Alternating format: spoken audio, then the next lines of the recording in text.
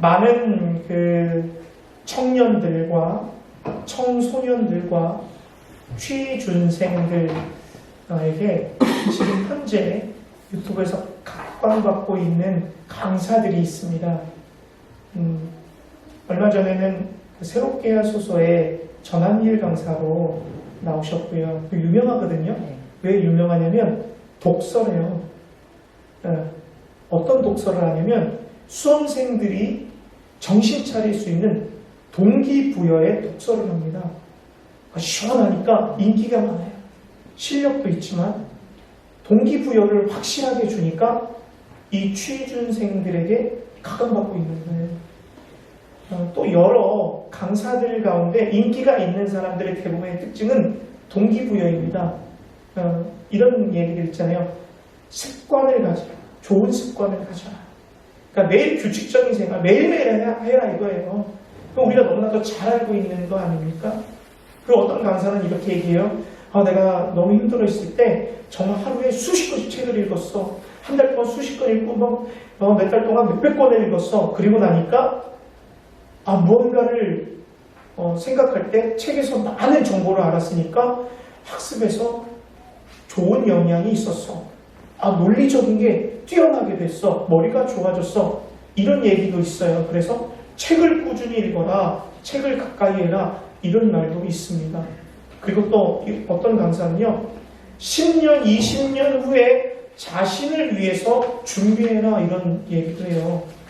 자신을 사랑해야 10년, 20년 뒤에 나에게 선물을 줄 수 있지 않냐. 그런 동기부여를 하게 됩니다. 그런데 여러 강사들의 이야기를 결론적으로 지어보면 결국 그 끝은 뭐냐면 성공해라. 출세해라.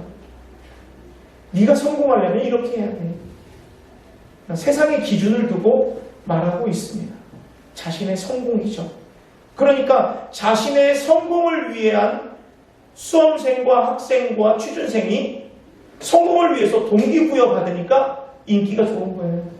물론 그분들도 좋은 자리에 있으니까 그런 말이 귀감이 되겠죠. 도전이 되고요. 그런데 제가 한 영상을 또 보게 됐어요. 그리스도인들에게 필요한 동기부여라는 거예요. 그 제목이 이렇습니다. 하나님의 신호를 읽어라. 하나님의 신호를 읽어라. 한번 잘 들어보십시오. 동기부여가 되는지. 떠나지 말라는 것은 다 왔다는 것이고 힘이 없다는 것은 끌고 가신다는 것이다. 방법이 없다는 건 맡기라는 것이고 피할 길이 없다는 건 하나님께 오라는 것이다. 두려워 말라는 건 괜찮다는 것이고 내려놓으라는 건 대신 하신다는 것이다. 감사하라는 건 은혜가 있다는 것이고 기도하라는 건 방법을 찾으셨다는 것이다. 안심하라는 건 예비하셨다는 신호이며 부족하다는 건 채우시겠다는 신호이다. 쓰러졌다는 건 엎드리라는 신호이고 보내셨다는 건 같이 가신다는 신호이다. 하나님의 신호를 읽는 방법은 모든 일을 하나님의 사랑으로 읽는 것이다. 라는 동기부여에 대해서 말을 올리신 것들이 있더라고요. 좀 동의하십니까?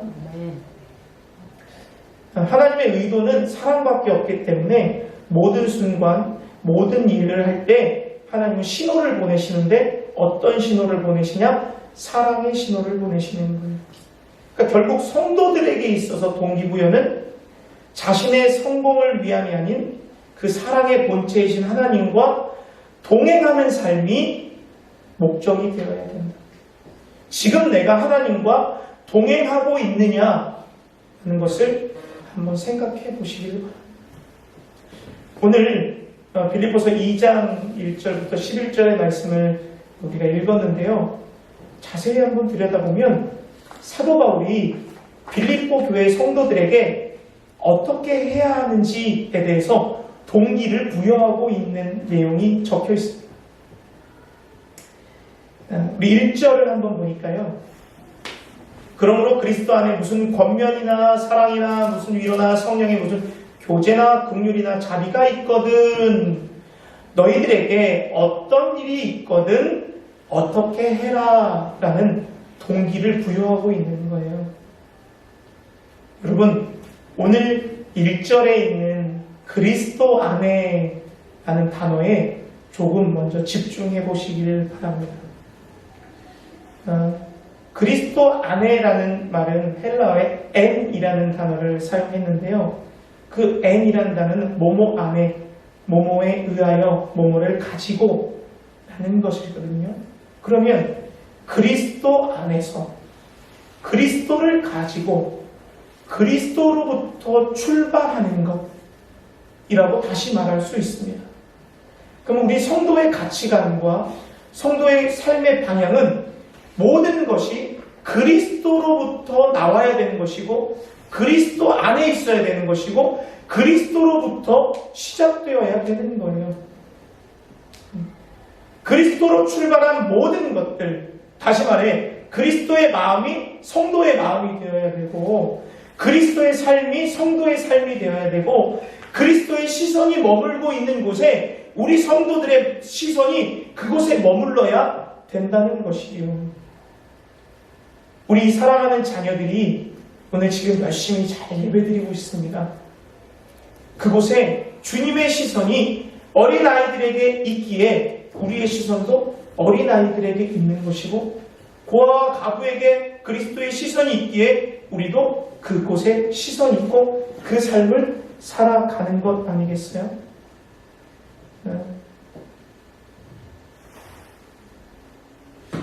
그리스도로부터 시작돼서 예수로 시작돼서 예수로 과정하고 예수로 끝나는 것이 우리 성도들의 삶인데 무슨 권면이나 사랑의 무슨 위로나 성령의 무슨 교제나 긍휼이나 자비가 있거든 어떤 일이 있거든 모두 주 안에서 시작되는 것이고 주 안에서 이루는 것이고 주님 안에서 해야 되는 것입니다. 그러니 사도 바울이 빌립보 성도들에게 지금 권면하고 있는 것은 너희들이 하고 있는 모든 일은 주 안에서 시작되어야 하는 일이고 주로부터 출발해야 된다는 일입니다.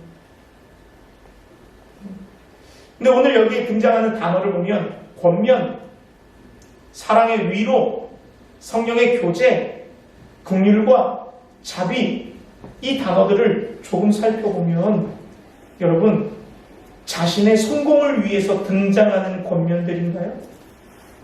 이 단어들은 자신의 성공을 위해서 쓰는 단어들이 아니에요. 이 단어는 사랑을 위해서 쓰는 단어들이에요. 예수님 그리스도께서는 이 땅에 오셨을 때 자신의 성공이나 자신의 높아짐이나 누림이나 많은 것을 소유하시기 위해서 이 땅에 오시지 않았어요. 이 땅에 오신 이유도 그렇지 않았지만 이 땅에 오셔서 몸으로 직접 우리에게 보여주신 삶도 그렇지 않았습니다. 어떤 것을 보여주셨어요? 권면, 가르치시는 것, 위로하시는 것, 교제 나누시고 떡을 떼고 긍휼을 베푸시고 자비를 베푸셨어요. 그러니 예수님에게 나오는 모든 것들은 권면과 사랑과 위로와 교제와 긍휼과 자비가 되어야 되는 것입니다. 성도가 예수를 닮는다는 것은 예수의 삶을 그대로 살아가는 것인데 사도 바울이 예수의 삶을 살아야 하기 때문에 그 뒤에 무슨 일, 우리에게 마땅히 나타나야 할 일들이 권면이나 사랑의 위로나 성령의 교제나 긍휼과 자비여야 한다라고 말하고 있는 것입니다. 결국 우리는 예수께서 우리에게 가르쳐 주신 대로 해야 하는데 여러분 권면 꼭 해야 합니다. 권면은요 성도들끼리 하는 거 사실은 어려운 일이거든요. 사랑으로 가득 차 있지 않고 상대방을 사랑하지 않으면 권면하는 건 정말 어려운 일이에요. 그러나 권면해야 합니다. 예수님이 권면하셨고 바울도 권면하라고 말하고 있습니다. 그리고 제가 가장 어려운 것이 사실 아직 권면이 어렵습니다. 저도 더 기도 많이 하고 성령 충만해지고 바른 목회, 바른 양육을 하려면 권면은 필수입니다. 사랑하는 여러분, 추후에 서로 함께 권면하시고 권면을 받을 때 기분 나빠할 것이 아니에요. 하나님이 우리에게 좋은 길을 인도하시기 위해서 우리에게 말씀하시는 거예요. 또 무엇을 해야 한다고요? 위로나 성령의 교제. 주님께서는 제자들이 낙심해 있을 때, 어려워할 때 찾아가시고 위로하셨죠. 그리고 함께 교제 나누셨습니다. 기쁨도 함께 하셨죠. 슬픔도 함께 하셨죠. 그럴 때 진짜 제자가 되었고 형제가 되었고 한 가족이 되는 거예요. 권면도요, 가족이 되었을 때 할 수 있는 거예요. 남이면요, 신경 안 씁니다. 남의 자식이면 신경 안 쓰죠. 내 가족이니까 권면할 수 있는 거고, 내 가족이니까 위로할 수 있는 거고, 함께 주 안에서 교제할 수 있는 것입니다. 또 긍휼과 자비로 하나가 되어야 되는 거예요. 우리가 긍휼과 자비의 마음은 꼭 필요한데 이것을 상실한다면 하나가 될 수가 없습니다. 어려운 자를 돌봐주고 힘들어한 자를 일으켜 세워주고 함께 도와주고 함께 같이 가는 것, 걸어가는 것, 그리고 용서하는 것, 이런 것들은 주님께서 우리에게 원하시는 일들이고 예수로부터 시작된 일이기 때문에 우리에게 꼭 필요하고 그리스도의 삶 속에서는 필수적인 조건들이 되는 것입니다. 우리 교회 공동체 안에서도 이렇게 해야 되지만 우리 좀 대상을 바꿔볼게요. 교회 내에서만 이렇게 하면 됩니까? 안 된단 말이에요. 예수님은 제자들과 함께 모이는 가족들과도 이렇게 했지만 전도하러 다니시면서 사역, 공생의 사역 가운데 모든 사람들에게 이렇게 하셨어요. 그럼 우리에게 필요한 권면이나 위로나 교제나 긍휼과 자비가 교회 내뿐만 아니라 교회 밖에도 필요한 것 아니겠습니까? 주님도 고아와 가부와 또 어린아이와 병든 자들을 각별히 돌보셨거든요. 그러니까 우리 교회도 성탄절, 우리 그 추석 때 어른들을 섬기고 지역 아동센터를 섬기고 아이들을 돌보고 이렇게 하는 것이 우리의 마땅한 사명입니다.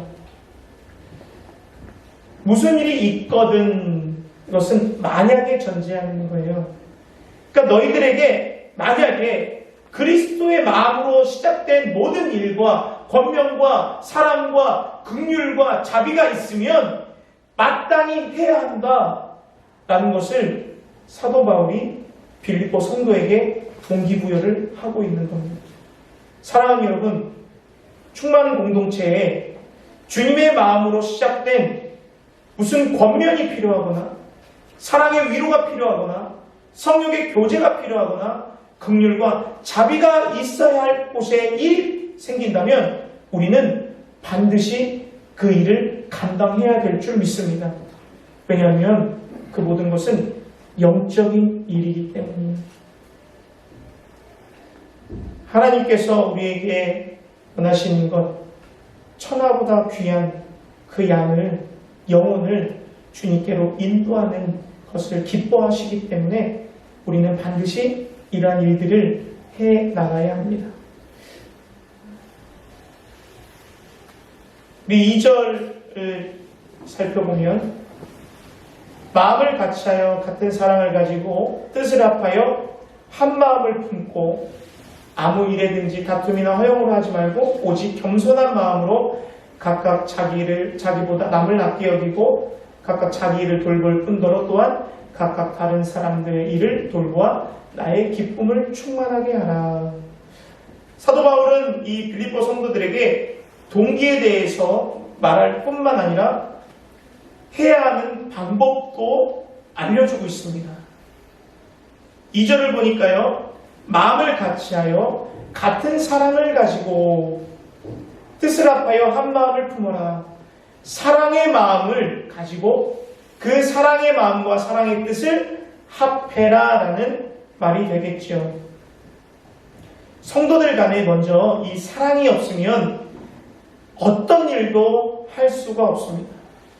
다시 말해 교회 공동체가 어떤 사역함에 있어서 성도들이 사랑으로 하나가 되지 않으면 그 어떤 일도 불가능합니다. 그 이유는 하나님께서 우리를 사랑으로 하나 되게 하셨기 때문이에요. 사랑이 없으면, 사랑이 깨지면 갈라지게 되어 있습니다. 우리에게 필요한 것은 이 사랑, 영혼을 사랑하는 그 마음을 가지고 한 뜻을 가지고 합하여야 하는 거예요. 한 마음을 품고 연합해야 하는 것입니다. 그리스도의 사랑은요, 배타적인 사랑이 아닙니다.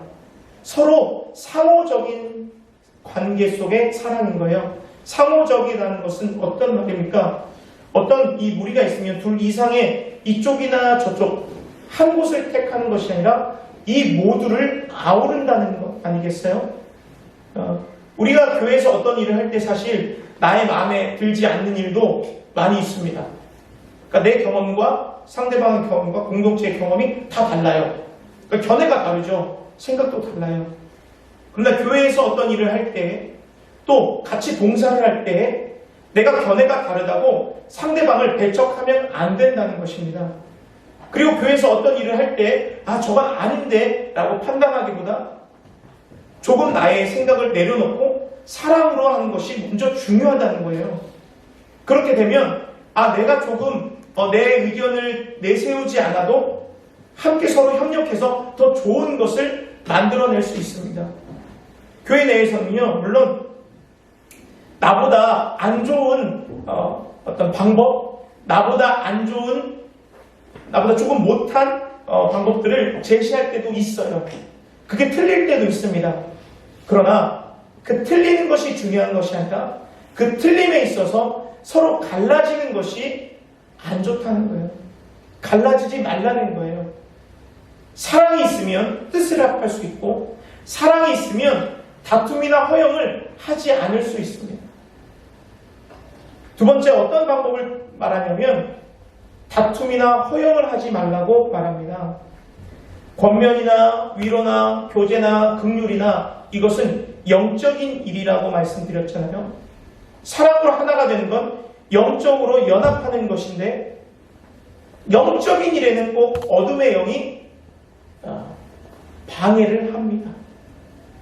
악한 영들이 못하게 만드는 거예요.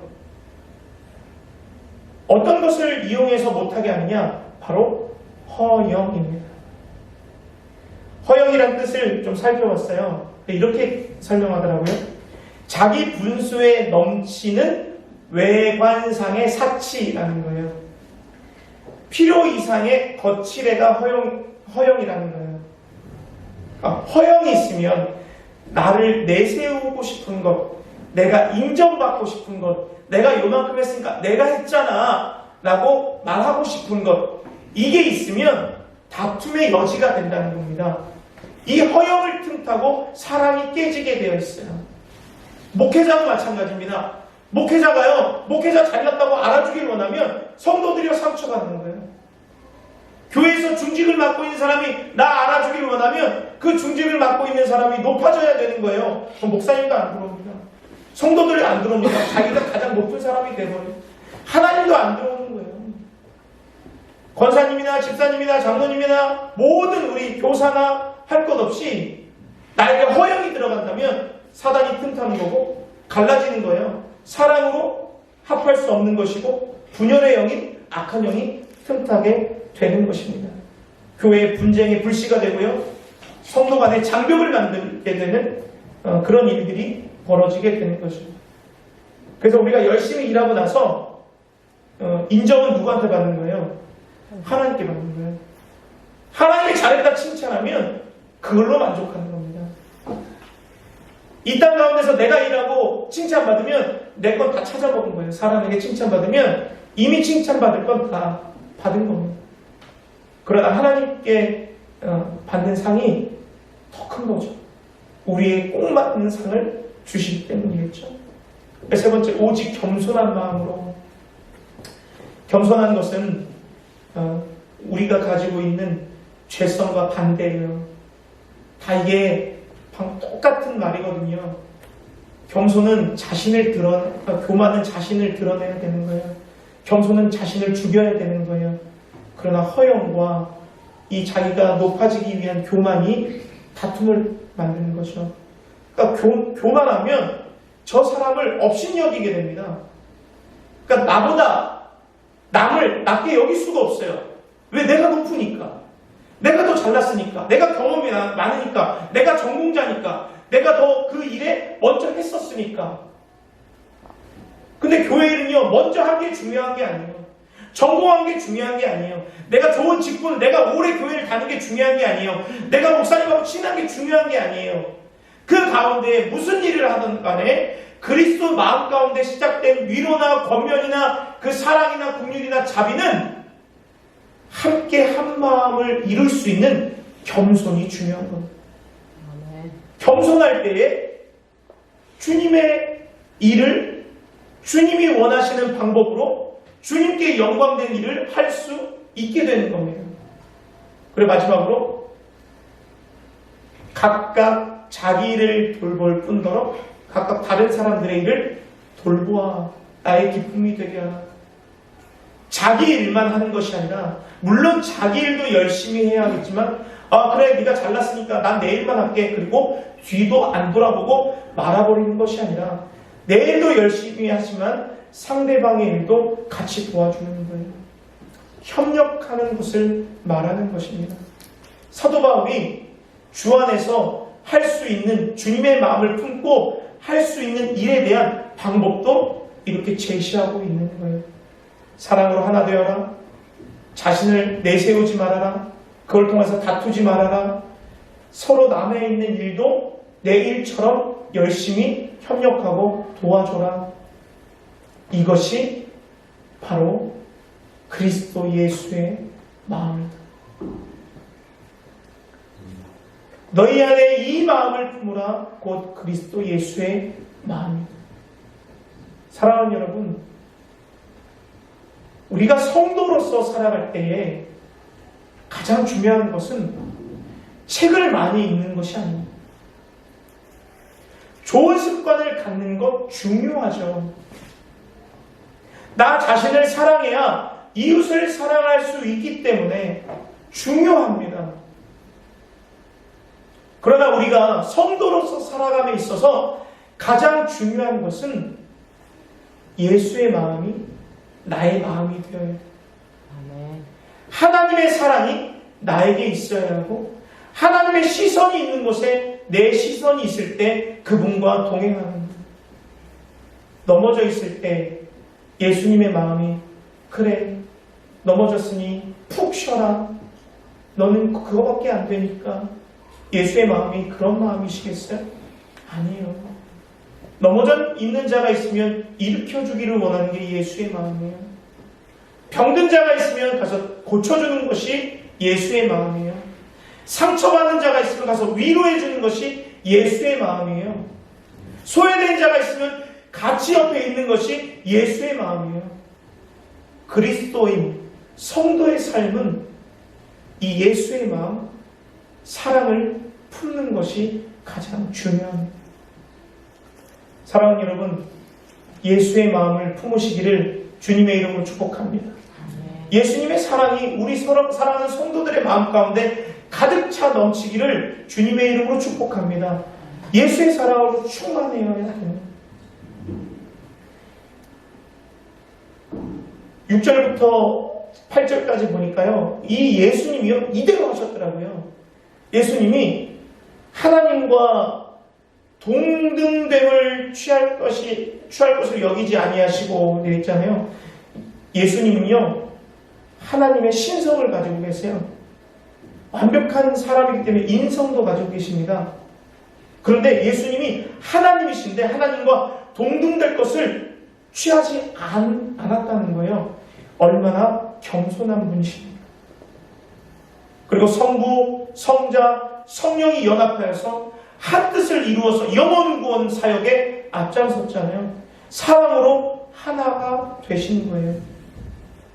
또 자기를 비워 종의 형체를 가지사 사람들과 같이 되십니다. 자신을 드러내지 않으시는 거예요. 허영이 없으신 거죠. 자신을 완전히 버렸어요.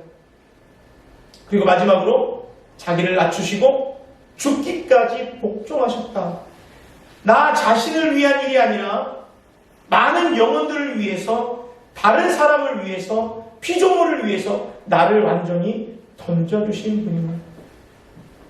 예수님도 이렇게 하셨는데, 우리 사랑하는 성도 여러분, 예수를 영접하고 살아가는 하나님의 그 성품을 닮아가기를 원하는 우리가, 예수로 충만하기를 원하는 충만교회 성도들은 이렇게 예수님처럼 살아야 되는 거예요.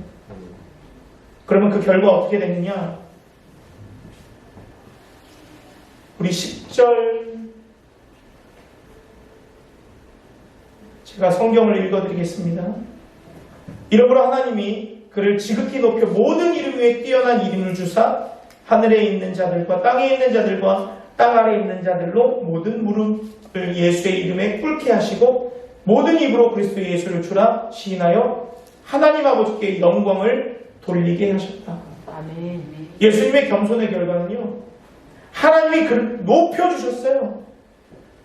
뛰어난 이름을 주셔서 이 우주 만물 가운데 가장 뛰어난 이름이 예수 그리스도입니다. 나 스스로를 높아지려고 하는 자는 하나님이 그를 낮추시고, 누구든지 자기를 낮추는 자는 하나님이 높게 하신다는 마태복음 23장 12절의 말씀처럼 우리 스스로를 예수님처럼 낮추는 거예요. 모든 만물이 예수님 앞에 무릎을 꿇게 하셨다. 모든 피조물로 인해서 하나님이 찬양 받으시길 원하고 하나님이 예배 받으시길 원하는 거예요. 에베소서 1장 12절에 우리는 예수 그리스도 안에서 전부터 바라던 그의 영광의 찬송이 되게 하려 하심이라. 예수로 인해서 많은 영혼들이 지금도 예배드리고 찬양드리고 있잖아요. 우리를 통하여서, 우리를 쓰시는 하나님께서 우리를 향한 목적을 통해서 이루시기 원하는 건 많은 영혼들이 함께 예배드리기를 원하시는 겁니다. 마지막으로 예수를 주라 시인하고 하나님께 영광을 올려드리기를 원하는 겁니다. 사랑하는 여러분, 말씀을 마치겠습니다. 예수 그리스도의 마음을 품으라는 신호는요, 우리에게 맡기신 영혼이 있다는 거예요. 예수의 마음을 품고 권면하고 위로하고 교제하고 긍휼과 자비를 베푸는 것, 그 영혼을 찾아서 주님께 이끌라는 신호입니다. 우리가 10월 29일 온가족 초청잔치로 하나님께 예배를 드립니다. 충만교회를 통해서 하나님으로부터 나온 이 마음이 무슨 권면이나 무슨 위로나 무슨 교제에 속하여 온 가족에게 복음을 증거하는 이런 복된 천국 잔치가 열려질 때에 하나님이 우리를 통하여서 반드시 하시고자 하는 일이 있다는 것을 우리 마음속에 간직하시길 바랍니다. 그래서 하나님이 원하시는 일을 끝까지 해나가시는 사랑하는 충만교회 성도들이 되시기를 주님의 이름으로 축복합니다. 아멘.